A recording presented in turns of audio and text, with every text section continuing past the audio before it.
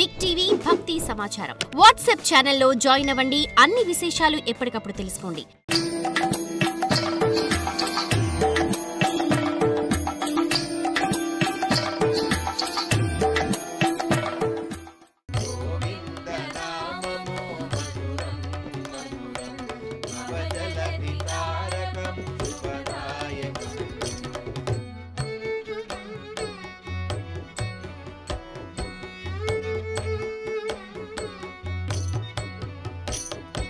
మునులందరూ గోప కన్యలై పోయే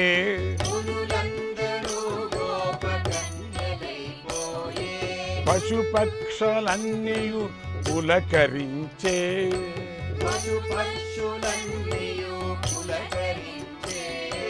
ప్రకృతి శక్తులు సానుకూలించే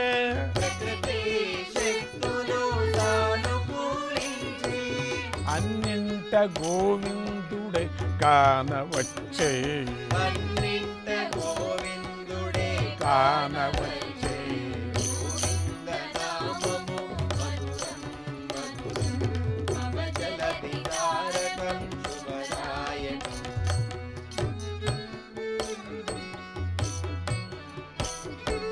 దేశాభిమానము అడుగంటి పోయే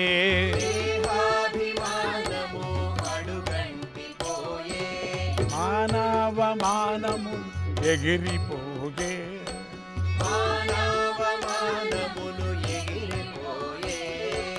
మదిలోన ఘనదీప్తి చీకట్లు చీల్చే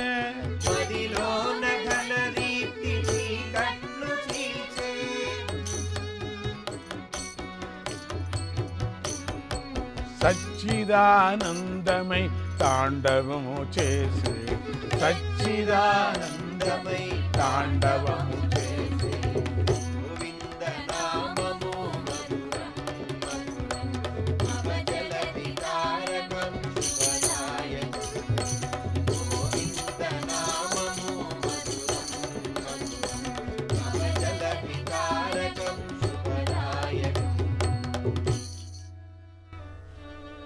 భీష్ముడు అంబిక అంబాలికలు సంతానానికి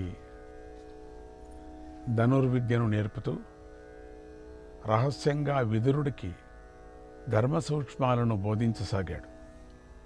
చిన్న వయస్సులోనే విదురుణ్ణి ముఖ్యమైన సలహాలు అడుగుతూ మంత్రికి ఉండవలసిన లక్షణాలన్నీ విదురుడిలో నింపాడు. ధృతరాష్ట్రుడికి పెళ్ళిడొచ్చింది. గాంధార దేశానికి అధిపతి అయినటువంటి సుభరుడి కూతురు గాంధారిని ధృతరాష్ట్రుడికిచ్చి పెళ్లి చేయవచ్చా అని విదురుని సలహా అడిగాడు. తన పెద్ద తండ్రి ఆలోచనను విదురుడు సంతోషించి ఆమోదాన్ని తెలిపాడు. గాంధారి ధృతరాష్ట్రుల వివాహం జరిగింది. తర్వాత భీష్ముడు కుంతీదేవితో పాండురాజు వివాహం జరిపించాడు. ఇది చాలా పెద్ద కథ అయింది. తర్వాత కౌరవ పాండవులు జన్మించారు. ముందు యుధిష్ఠిరుడు జన్మించాడు. తర్వాత భీమసేనుడు, దుర్యోధనుడు ఏకకాలంలో జన్మించారు. తర్వాత మిగిలిన వారందరూ జన్మించారు. ఆనాడే భీష్ముడు యుధిష్ఠిరుడు జ్యేష్ఠుడు కనుక కాబోయే రాజు యుధిష్ఠిరుడే అని పెద్దలతో కలిపి నిర్ణయించాడు. కలిసి అయినా దుర్యోధనుడు ప్రస్తుత రాజు అయినటువంటి ధృతరాష్ట్రుడి పెద్ద కొడుకు కావటం వల్ల వాడికి రాజయ్య యోగ్యత ఉన్నదా అని భీష్ముడు పెద్దలను ధర్మంగా ప్రశ్నించాడు. వారి దుర్యోధనుడు పుట్టిన సమయాన్ని, పుట్టిన ప్రాంతాన్ని, ఆ సమయంలో సంభవించిన దుశ్శకునాలను పూసగుచ్చినట్టు వివరించి దుర్యోధనుడికి రాజయ్య యోగ్యత లేదు, ఇంటి నుంచి వెళ్ళగొడితేనే మంచిది అని గట్టిగా చెప్పారు. రాజు కాకూడదు, వంశం నాశనం అయిపోతుంది, ఈ చక్రంలో వీడు వంశనాశనం చేస్తాడు అని ఉంది. అందుకని చిన్నప్పుడే వాడికి ఎలగొడితే మంచిది ఇక్కడి నుంచి అని మహాధర్మాత్ముడైన భీష్ముడు ఇంతగా జరిగిన పరిశీలన తరువాతే యుధిష్ఠిరుణ్ణి మనస్సులోనే అనుకున్నాడు, రాజే అనుకున్నాడు. కొంతకాలానికి పాండురాజు మరణించాడు. ఇక మిగిలింది ధృతరాష్ట్రుడు గుడ్డివాడు. అందువల్ల ఈ మాట 5 మందిని పెంచే బాధ్యత మళ్ళీ భీష్ముడి మీదే పడింది. ఈ 5 మందిని కాక 100 మంది ఉన్నారు కదా వాళ్ళంతా. అందుకని 105 మంది మొత్తం వీళ్ళందరినీ మళ్ళీ పెంచాల. ఈ భీష్ముడిది తాపత్రయం చిన్నప్పటి నుంచి ఇట్లనే ఉండిపోయింది.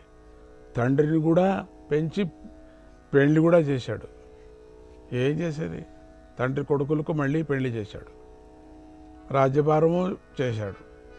ఇంత అయినప్పటికీ కూడా భగవంతుడి యొక్క భక్తి మాత్రం మరచలేదు. కౌరవుల చిన్ననాటి చేష్టలు కూడా భీష్ముడిని బాధిస్తూ ఉండేవి. పాండవులలో మాత్రం ఆయనకు అడుగడుగునా ధర్మమే కనిపిస్తూ ఉండేది. పిల్లలకు విద్యాభ్యాసం నేర్పటానికి కృపాచార్యులను నియమించాడు. తర్వాత ద్రోణాచార్యుణ్ణి నియమించాడు. కౌరవ పాండవులు వారిద్దరి వద్ద యుద్ధ విద్యనంతా నేర్చుకొని అరితేరారు. కౌరవ పాండవులిద్దరికీ పెళ్ళిళ్ళయ్యాయి. ఇద్దరిలోనూ మనస్పర్ధలు పెరిగాయి. భీష్ముడికి ఎప్పటికప్పుడు కౌరవుల దురాలోచనకు తన తీక్షణమైన ధర్మవాక్యాలనే పగ్గాలుగా చేసి వెనక్కి లాగి నడిపిస్తూ ఉండేవాడు.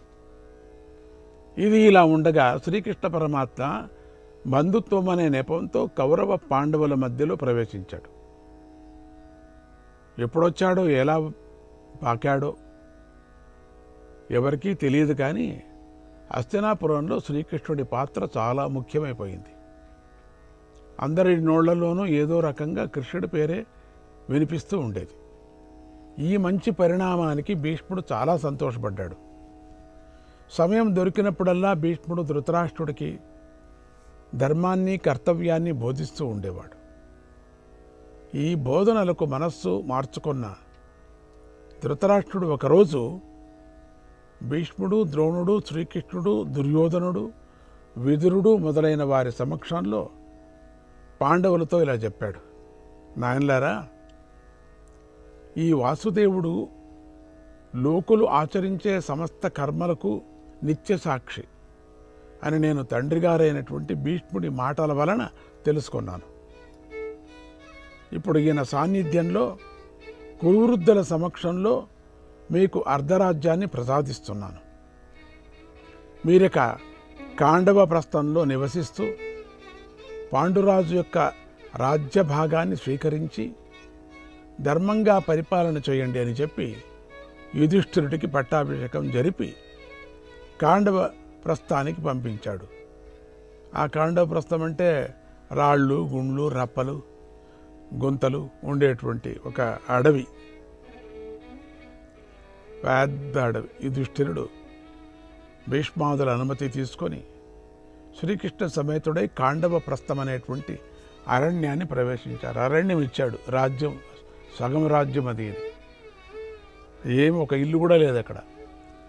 ఆ అడవిలో కృష్ణుడు ఇంద్రుణ్ణి స్మరించి విశ్వకర్మను పిలిపించి పాండవులకు స్వర్గలోకంలో తొలతూగే నగరాన్ని నిర్మించమని ఆజ్ఞాపించాడు.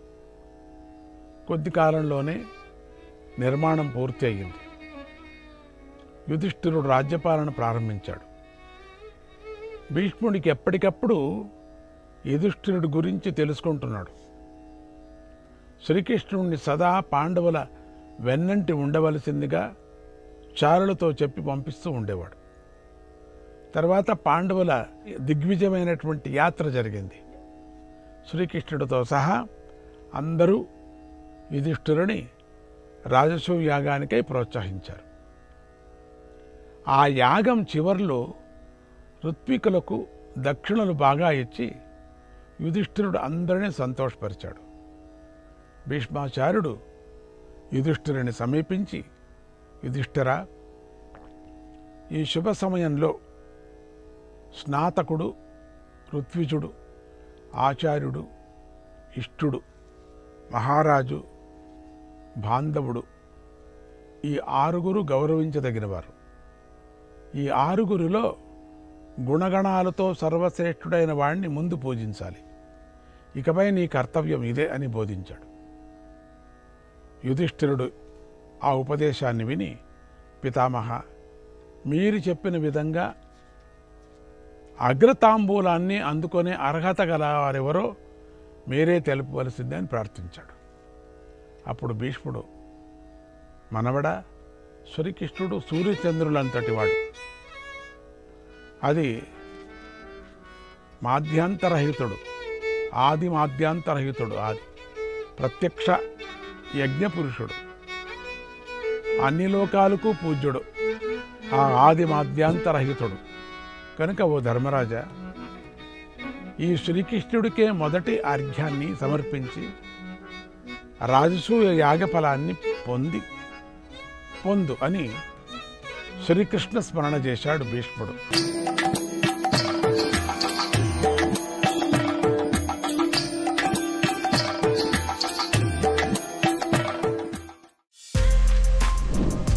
For more videos like this, subscribe Big TV channel.